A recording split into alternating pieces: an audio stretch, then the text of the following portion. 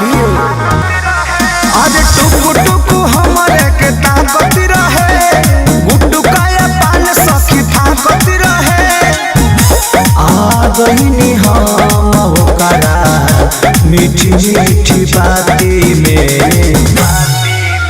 एगो लइका से फंस गईनी राती में, जवन आइल रहे बाराती में। एगो लइका से फंस गईनी राती में, जवन आइल रहे बाराती में।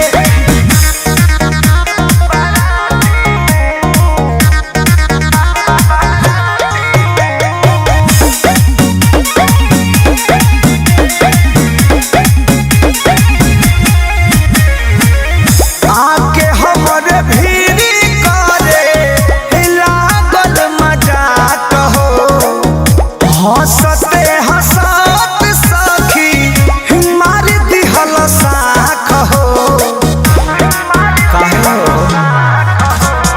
नहीं के बुझाइल कब प्यार हो गइल, नैना चारी हो गइल, दियावा हमारे तो लाचारी हो गइल, ऊ हमारे हो गइल। कैलस बढ़ाई हमार साथी संघाती में, एगो लइका से फंस गईनी राती में, जवन आइल रहे बाराती में।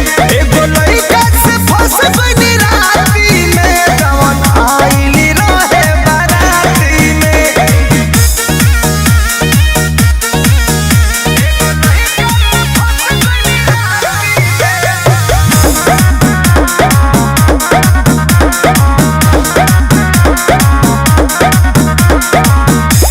नंबर कमहवलस जाऊ गईनी जाए महल पर, फेंके लागल फूल सखी ऊ हमारा गाल पर।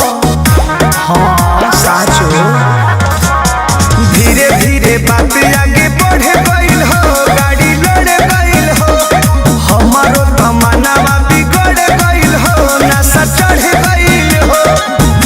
रवि पर मध चुमा लिहल पूरी खाती में,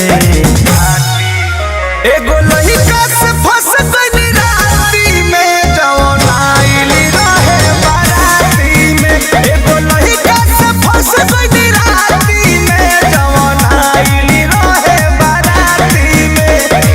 साचो में करिया रहे।